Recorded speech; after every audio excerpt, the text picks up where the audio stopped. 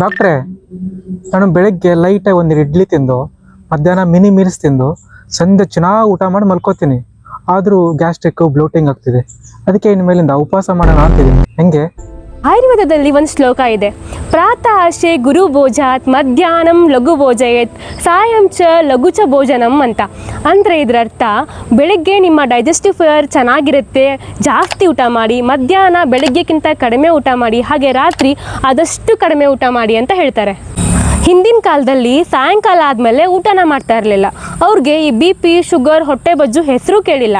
ಆದರೆ ಈ ಜನ್ರೇಷನಲ್ಲಿ ಬೆಳಗ್ಗೆ ಗಡಿಬಿಡಿಲಿ 2 ಇಡ್ಲಿ ತಿಂದೋಗಿ ಚೆನ್ನಾಗಿ ರಾತ್ರಿ ಊಟ ಮಾಡಿ ಮಲಗೋದ್ರಿಂದ BP, ಶುಗರು, ಹೊಟ್ಟೆ ಬಜ್ಜು ತುಂಬ ಕಾಮನ್ನಾಗಿ ಕಾಣಿಸ್ತಾ ಇದೆ. ಸಿಂಪಲ್ಲಾಗಿ ಹೇಳಬೇಕು ಅಂದರೆ ನಿಮ್ಮ ದಿನ ಹೆಚ್ಚಿದಂಗೆ ಆಹಾರದ ಪ್ರಮಾಣ ಕಡಿಮೆ ಆಗ್ತಾ ಹೋಗಬೇಕು.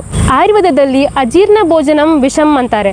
ಅಂದರೆ ನೀವು ತೊಗೊಂಡಿರೋಂಥ ಆಹಾರ ಜೀರ್ಣ ಆಗೋ ಮುಂಚೆ ಇನ್ನೊಂದು ಆಹಾರ ತೊಗೊಂಡ್ರೆ ನಿಮ್ಮ ಬಾಡಿ ಅದನ್ನು ವಿಷದ ಥರ ಟ್ರೀಟ್ ಮಾಡುತ್ತೆ. ಹಾಗೆ ಕ್ಷುದಿತಸ್ಯ ನ ಉಪವಾಸ ಅಂದರೆ ಹಸಿವಾದಾಗ ಊಟನ ಬಿಡಬಾರ್ದು, ಇದರಿಂದ ನಿಮ್ಮ ದೇಹ ದುರ್ಬಲ ಆಗುತ್ತೆ.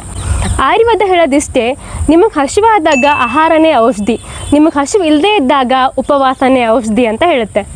ಹಾಗೆ ಉಪವಾಸದ ಬಗ್ಗೆ ತಿಳ್ಕೋಬೇಕು ಅಂದರೆ ಫಾಸ್ಟಿಂಗ್ ಅಂತ ಕಮೆಂಟ್ ಹಾಕಿ ನೆಕ್ಸ್ಟ್ ವಿಡಿಯೋಲಿ ತಿಳಿಸ್ಕೊಡ್ತೀನಿ.